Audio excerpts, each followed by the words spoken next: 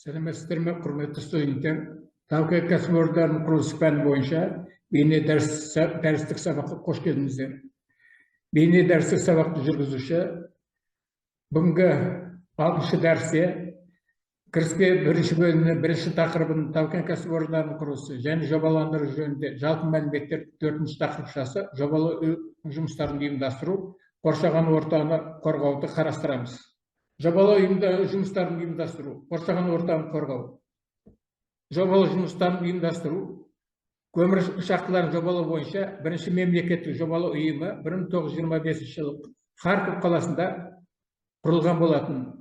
1926-27 жылдары Ленинградтағы және Днепропетровскіде тау-кен институттарында, сондай-ақ Томскідегі технологиялық институттар жобалау институттарын ұйымдастыру үшін әрі қарай негіз болған жобалау топтары құрылған болатын. Жаңа шахтаны салуда және ескі шахталарды қайта құруда кеңінен жобалау жұмыстары қарастырылған. Жоба сметалық істің қазіргі бастамасы деп, осы мақсатқа алғашқы мемлекеттік жобалау ұйымдарын құрылды.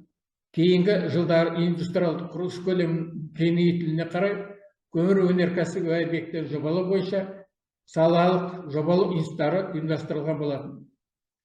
Көмір өнеркәсібі кәсіпорындарын салу үшін жобалау және іздестіру жұмыстарын жобалау институттары, бірлестіктер жанындағы жобалау конторлары орындалған болатын.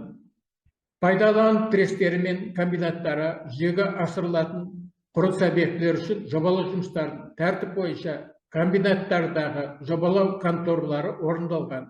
Құрылысы лимиттен тыс көмір өнеркәсібі объектілерін жобалау және іздеу жұмыстарын орындаған негізгі жобалау институттарының қатарында Центр Гипрошахт, Мәскеу қаласы, Ресей, Южгипрошахт, Харьков, Украина, Дон Гипрошахт, Донецк, Украина, Днепрогипрошахт, Днепропетровск, Украина, Ростов Гипрошахт, Ростов, Россия, Волошиград,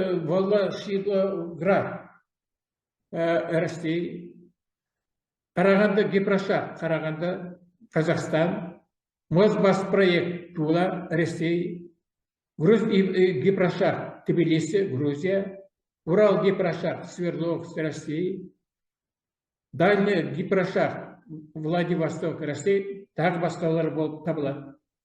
Бұрынғы КСРО көмір шахталарын жобалау бойынша ұйымдардың құрылымы, орындалу жұмысының сипаттамаларының көлеміне және персонал санына байланысты болып табылды.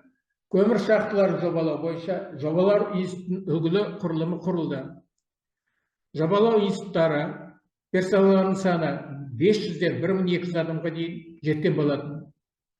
Жобаның бас инженері жобалауға тапсырмаға сәйкес техникалық бөлімнің бас мамандарымен бірлесіп, жобаның негізгі ережелерін және оны өндірістік бөлімдер арасында өткізу графигін әзірлейді. Жобаның негізгі ережелері институттың техникалық кеңесінде қарастырылады. Жобаның бас инженері институттың техникалық кеңесі бойынша бекітіледі. Өндірістік бөлімдер аяқталған жобаның бас инженеріне береді, ал соңғысы жиынтық түсіндірме қатты құрастырады және смета нормативтік бөлімге жиынтық сметалық қаржылық есепті құрастыруға тапсырма береді. Жобалар мен сметаларды келістіру және бекіту. Жобалар мен сметаларды келістіру және бекіту. Жобаның бас инженері жобаның барлық бағыты бойынша қолданыстағы нормалар мен ережелерге сәйкес орындалғандықтан жоба материалында сәйкес жазумен куәландыруға тиіс.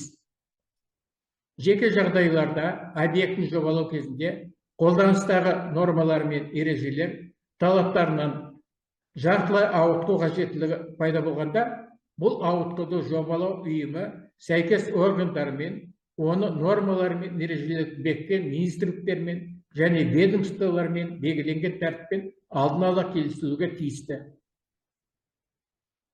Сондай-ақ жобалық шешімдер жеке мәселелер бойынша бекітілген нормалар мен ережелер жоқ болғанда сәйкес мемлекеттік қадағалау органдарымен келісілуге тиісті.